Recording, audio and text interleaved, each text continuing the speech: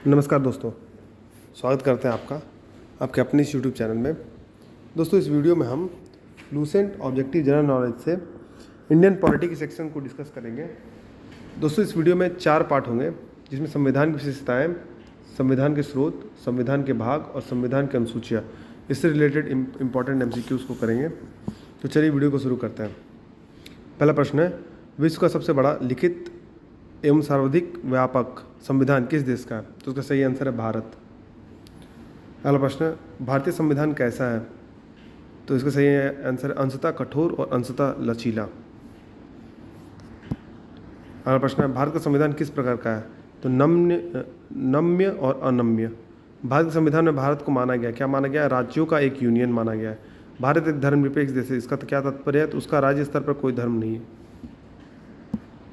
अगला प्रश्न है, निम्नलिखित कथनों में से कौन सा सही है? तो भारत एक संसदात्मक प्रजातंत्र है, यानी भारत में संसद एक इम्पॉर्टेंट इकाई के रूप में काम करती है। भारतीय संविधान के संबंध में कौन सा कथन सही है? तो यह दूसरे देशों के संविधान से प्रभावित है। निम्नलिखित में से कौन सा कथन सही है? तो सभी कथन सही है, यानी भारत का संविधान भारत में संसदीय पद्धति की सरकार की व्यवस्था करता है। भारतीय संविधान द्वारा स्वतंत्र न्यायपालिका की स्थापना की गई है। भारतीय संविधान भारत में विधि के शासन की व्यवस्था करता है। निम्नलिखित में से कौन सा कथन सही नहीं है? संविधान के परिवर्तन के समय ही से ही संविधान में मूल कर्तव्य शामिल है। तो परिवर्तन के समय से नहीं है दोस्तों, मूल कर्तव्य को बाद में इंक्लूड किया गया है। निम्नलिखित में से कौन सा कथन सही है? तो सभी कथन सही है। भारतीय संविधान में कई विदेशी संविधान के तत्वों का समावेश किया गया है। भारतीय संविधान एकल नागरिकता का प्रावधान करता है। भारतीय संविधान वयस्क मताधिकार की व्यवस्था करता है। भारत एक संविधान है, तो कठोर कम, लचीला अधिक। भारतीय संविधान का स्वरूप किस प्रकार का है? तो संरचना में संघात्मक, भावना में एकात्मक। भारतीय संविधान भावना में एकात्मक है क्योंकि उपयुक्त सभी सही है। केवल संसद को संवैधानिक संशोधन प्रक्रिया प्रारंभ करने का अधिकार है। कुछ स्थितियों में संसद को राज्य के लिए कानून बनाने का अधिकार है। अखिल भारतीय सेवाओं का। तो इन सभी कारणों के चलते जो भारतीय संविधान है भावना में एकात्मक है, जो इसे यूनिटरी रूप देता है। दोस्तों, भारतीय संविधान के संदर्भ में कहा जाता है कि यह वकीलों का स्वर्ग है। भारतीय संविधान पर सबसे अधिक प्रभाव किसका पड़ा है? तो भारतीय सरकार अधिनियम 1935 का। निम्नलिखित में से यह किससे निर्धारित होता है कि भारत का संविधान परिसंघीय है? तो केंद्र एवं राज्य के बीच शक्तियों का वितरण। भारत में प्रजातंत्र इस तथ्य पर आधारित है कि जनता से सरकारों को चुनने तथा बदलने का अधिकार प्राप्त है। तो ये प्रजातंत्र की नींव है। दोस्तों, भारतीय संविधान में 350 से अधिक आर्टिकल्स हैं। भारत में किस प्रकार की शासन व्यवस्था अपनाई गई है? तो ब्रिटिश संसदात्मक प्रणाली का, यानी ब्रिटिश पार्लियामेंट का प्रणाली अपनाया गया है। भारतीय राजनीतिक व्यवस्था में इनमें से कौन सर्वोच्च है? तो संविधान सर्वोच्च है। भारतीय संविधान के वृहद होने का क्या कारण है? तो इसमें संघ तथा राज्य दोनों सरकारों का संविधान है। इसलिए दोस्तों ये बहुत ही लंबा संविधान हो गया, क्योंकि इसमें डिटेल प्रोविज़न है स्टेट गवर्नमेंट्स या राज्य सरकारों के लिए और केंद्र सरकार के लिए भी। भारतीय संविधान अभिभावक का अभिभावक कौन है? सर्वोच्च न्यायालय है। भारत में वयस्क मताधिकार की उम्र सीमा क्या है? तो 18 वर्ष है। भारतीय संघीय व्यवस्था एक विशेषता है, क्या है? संविधान की सर्वोच्चता। अगला प्रश्न है, भारत के संविधान में संघीय शब्द की जगह किन शब्दों को स्थान दिया गया? तो राज्यों का संघ। भारत संविधान में कुल कितनी सूचियाँ हैं? तो 3 सूचियाँ हैं।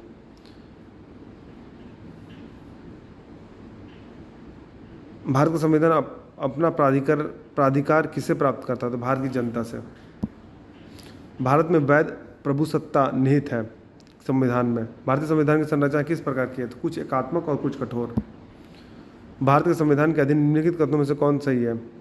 संविधान सर्वोच्च है, संघ तथा राज्य सरकारों के बीच शक्तियों का स्पष्ट विभाजन है, और संविधान के संशोधनों के लिए विहित प्रक्रिया का अनुसरण करना होता है।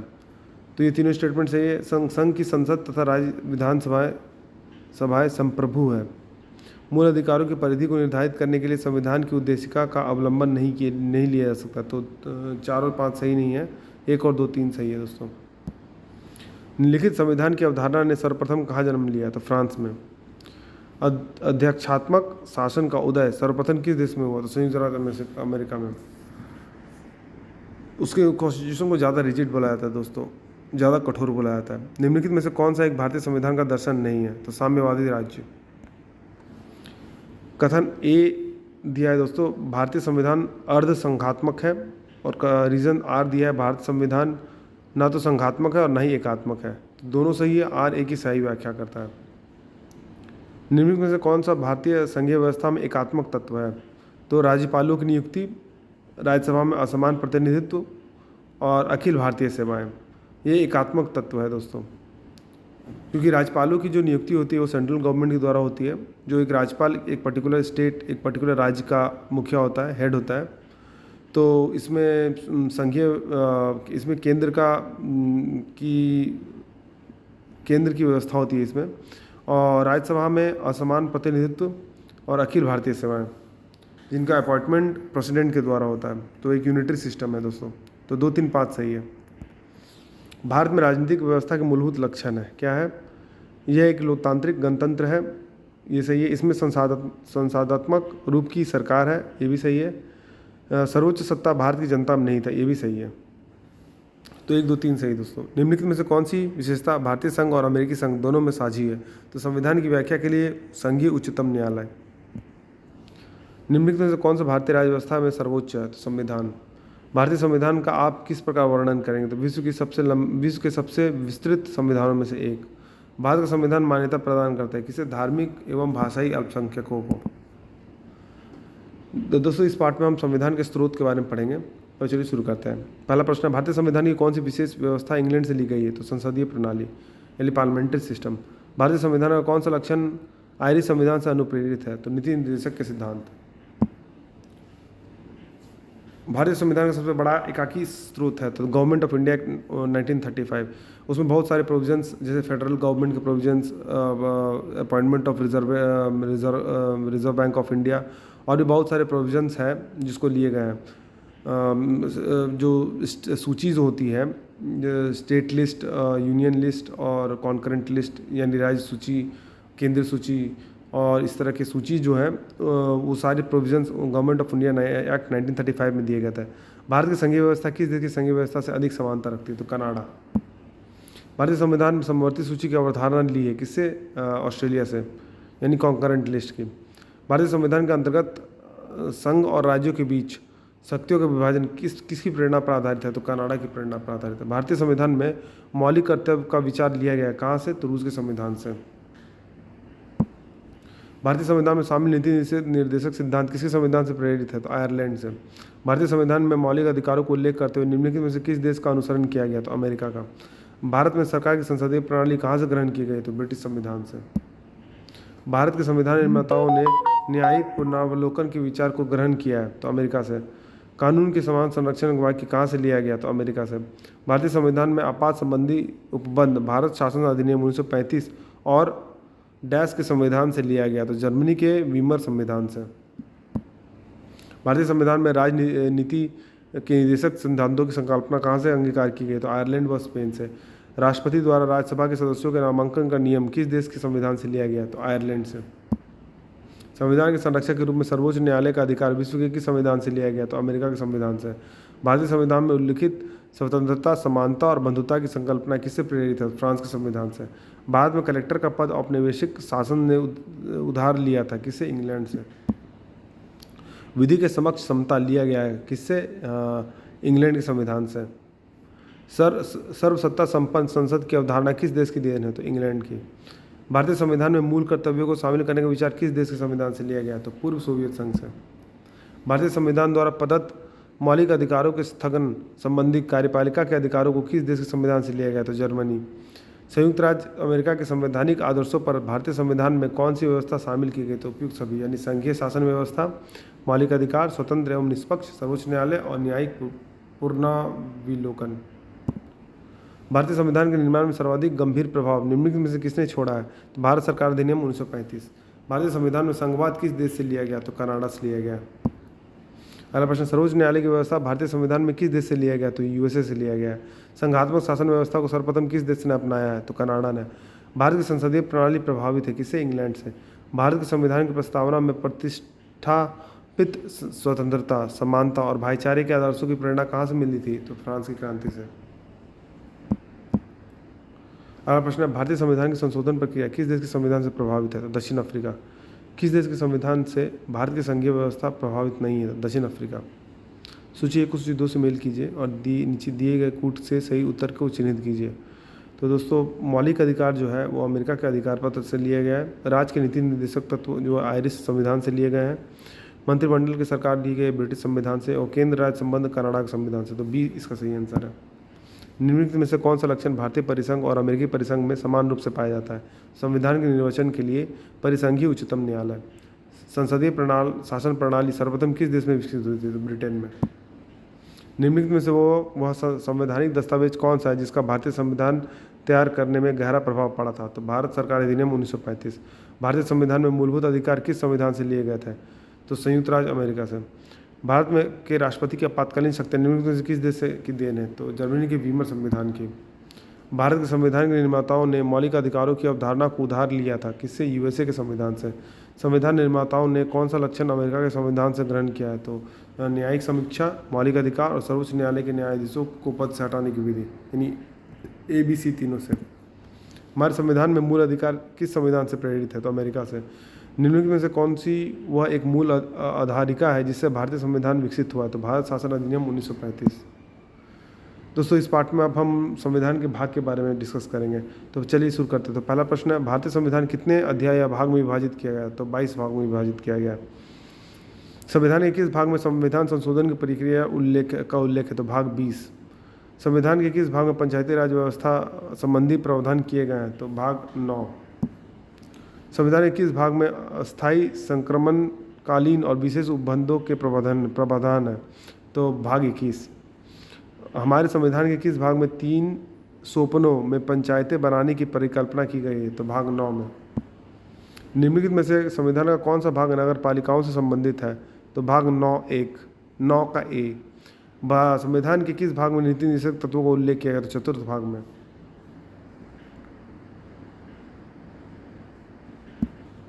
संविधान के भाग 1 में निम्नलिखित में से किसका वर्णन है? संघ और उसका राज्य क्षेत्र।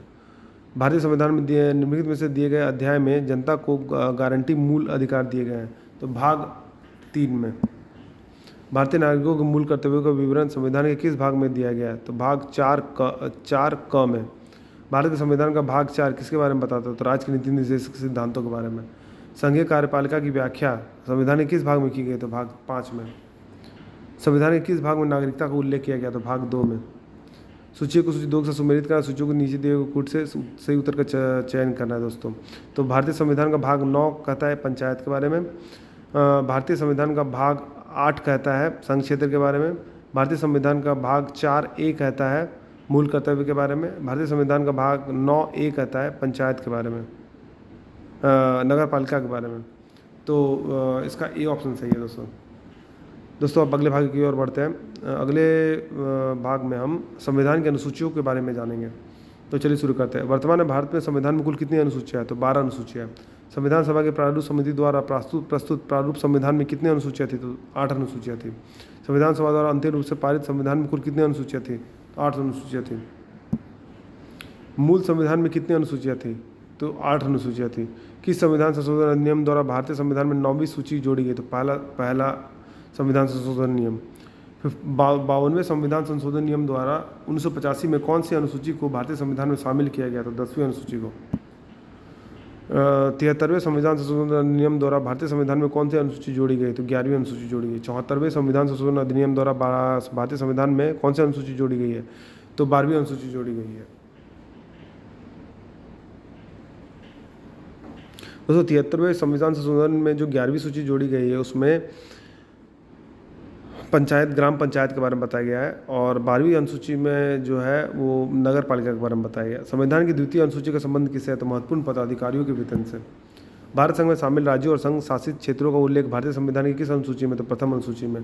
राष्ट्रपति, राज्यों के राज्यपाल, सर्वोच्च न्यायालय तथा उच्च न्यायालय के न्यायाधीशों, संसद व राज्य विधानमंडलों के अधिकारियों, भारत के नियंत्रक एवं महालेखा परीक्षक आदि के वेतन के संबंध में प्रावधान संविधान की किस अनुसूची में किया गया? तो द्वितीय अनुसूची में किया गया। भारतीय संविधान की तीसरी अनुसूची का संबंध है किसे? शपथ एवं प्रतिज्ञान से। संविधान की किस अनुसूची में प्रत्येक राज्यों तथा संघ राज्य क्षेत्रों के लिए राज्यसभा में स्थानों का आवंटन की सूची है? तो चतुर्थ अनुसूची में। निम्नलिखित में से भारत के संविधान के किस एक अनुच्छेद या अनुसूची का संबंध स्वशासी जिला परिषदों से है? तो 6ठी अनुसूची से। भारतीय संविधान में 22 भाषाओं को राजभाषा का दर्जा प्रदान किया गया। इन राजभाषाओं को उल्लेख किस अनुसूची में है? तो 8वीं अनुसूची में। भारतीय संविधान की 8वीं अनुसूची का संबंध किससे है? भाषाओं के साथ है। किसी अधिनियम को संविधान के किस अनुसूची में सम्मिलित करने पर उसकी वैधता को किसी न्यायालय में चुनौती नहीं दी जा सकती है? तो 9वीं अनुसूची को।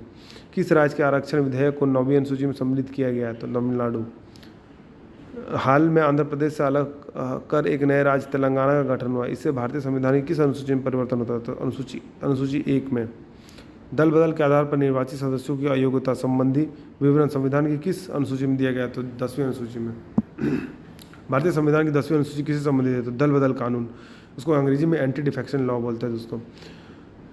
संविधान की 6ठी अनुसूची में इनमें से किस राज्य में लागू नहीं होती है? तो मणिपुर में। सूची को सूची 2 से सुमेलित करना है दोस्तों। सूची को नीचे दिए हुए कूट से सही उत्तर का चयन करना है। तो चतुर्थ अनुसूची जो है दोस्तों राज्यसभा से रिलेटेड है।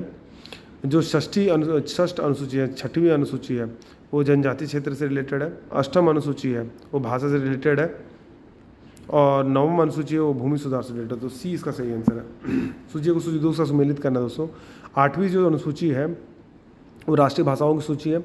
9वीं अनुसूची है वो इस अधिनियम में सम्मिलित अधिनियम न्यायालय के अधिकार क्षेत्र से बाहर है। 10वीं अनुसूची है दल बदल विरोधी कानून है, और 11वीं अनुसूची है पंचायत राज व्यवस्था के प्रावधान के बारे में दिया है।